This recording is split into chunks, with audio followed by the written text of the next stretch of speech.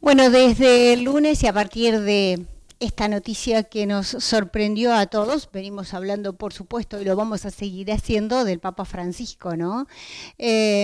Rescatando o repasando, porque hay cosas que ya sabíamos, porque las veíamos a diario y las veníamos viendo y evidenciando desde hace 12 años, pero creo que está bueno repasar, digamos, un poco su vida y sobre todo su ejemplo. Porque se puede ser o no creyente, pero si hay algo que se rescata del Papa Francisco es que predicó con el ejemplo y que hubo una coherencia total entre su palabra y sus actos.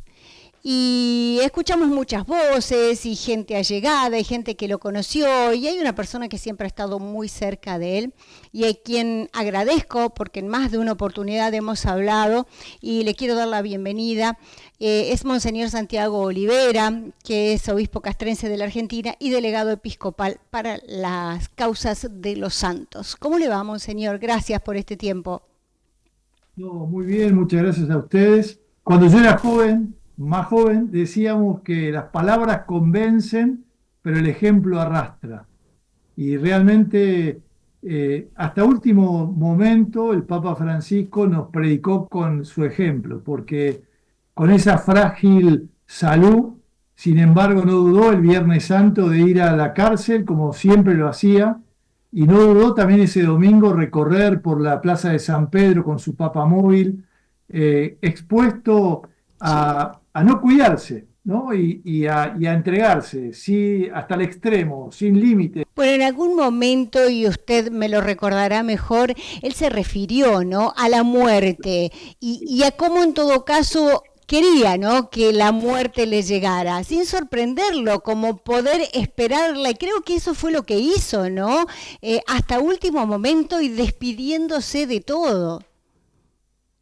Totalmente, y estar preparado, y hay una oración muy linda en su libro de la autobiografía, Mm. en La Esperanza, que dice justamente morir cuando quiera Dios, ¿no? Estar dispuesto a los caminos de Dios, pero le pedía, eso nos da con mucha ternura, no sufrir mucho, le tenía miedo al dolor, Ujú. pero se disponía claramente. Y después, en otros reportajes o en otras enseñanzas, cómo la muerte es no el fin, sino el comienzo, que es un legado muy importante para todos nosotros. Y él lo entendía así, como el abrazo, el gozo, la alegría del encuentro con el Padre. Ujú. Y sin duda, no el final, sino el comienzo.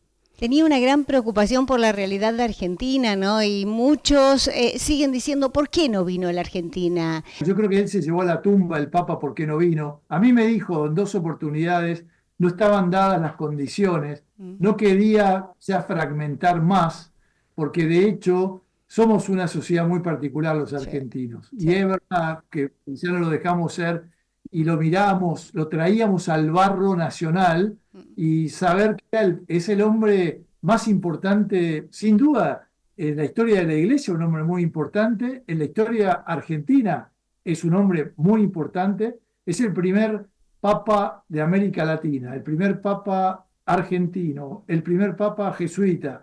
Es un hombre que hizo historia y una gran capacidad. No es menor que vayan cerca de 70 hombres de Estado, presidentes y comitivas a sus exequias, porque es un hombre, como bien dijimos al principio, que él predicó y la fuerza que tuvo fue la unidad de la vida, ¿no? El ejemplo es fundamental, fue la palabra, pero él era un convencido que a veces hay que hablar, pero Mm. que ya el modo, la manera hablaba. Y es verdad que también Bergoglio era, el Papa Francisco era un hombre, Claro. tendría su corazón, tendría sus miradas, a veces tendría sus situaciones, a veces podría estar más alegre o menos alegre o más. ¿Qué es eso? No podemos hacer un estudio real, pero lo que sí sabemos es que no se dieron las condiciones, tampoco los visitaba en los tiempos de elecciones, Mm. él pensaba venir, como bien dijo, y después se postergó. La historia lo dirá, pero hay que mirar para adelante. Todo lo que él dio, y él vivió muchos años en la Argentina, y los mismos algunos presidentes le escapaban, no iban a sus tereum porque no querían escuchar su voz, porque enfrentó con la realidad, porque ponía su mirada en los más pobres, en los más necesitados, nos hacía recordar lo esencial y lo importante, como lo hizo de Papa. Sí, claro. Su primer viaje a Lampedusa, todo el tema de los inmigrantes, el tema del Mediterráneo convertido en cementerio, como dijo, palabras fuertes, las periferias, pero era un hombre que puso Monseñor, mirada. recuerdo ahora que usted nombra todo esto, Myanmar. ¿Cuántos católicos debe haber en Myanmar cuando él va y con toda esta presión que había, ¿no? Para defender estas minorías perseguidas? La verdad es que, por eso digo, a veces en estas cosas grandes realmente y nosotros deteniéndonos en minucias.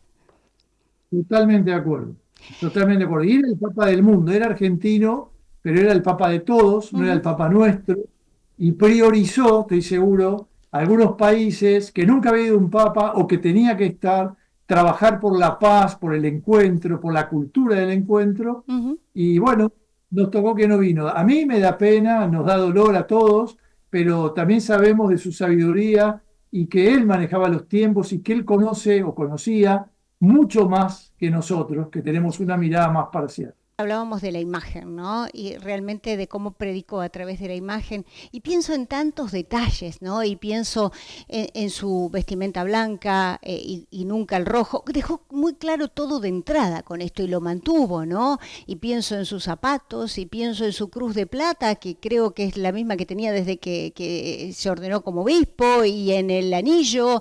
Y digo, wow, cuántos ejemplos realmente, ¿no? Lo dijo, lo hizo. Y escuché ayer respecto a su herencia, que no tiene absolutamente nada porque hasta renunció a ese sueldo que cobran los obispos allá, que son 3.500, $4.000, y que él renunció a todo y que encontraron solamente $100. Era lo único que tenía. Es una cosa increíble como ejemplo.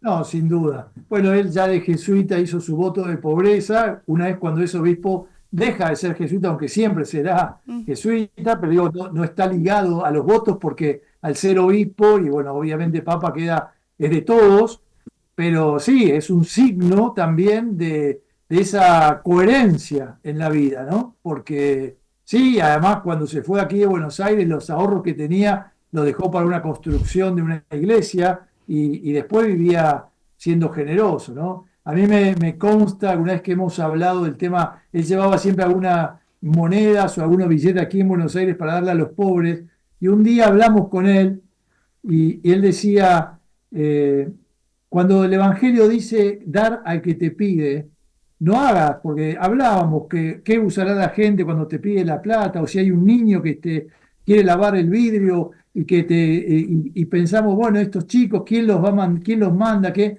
Y me dijo, Santiago, el Evangelio te pide que des, no que hagas un estudio a dónde va la plata que vos das. Impresionante. Él tenía una gran capacidad y una gran humanidad, porque eso que decías antes de buenas tardes, buenos días, buen almuerzo, cuando decían la despedida, era una revolución, pero o las parejas, ustedes peléense, pero a la noche hablen y no se vayan a dormir peleados, ¿no? Exacto. Una cosa sencilla, cotidiana, humana, pero tan evangélica también, ¿no? Ujú. Que no tengamos, no nos vayamos a dormir con alguien enojado, porque a la mañana se hace más frío y más difícil después.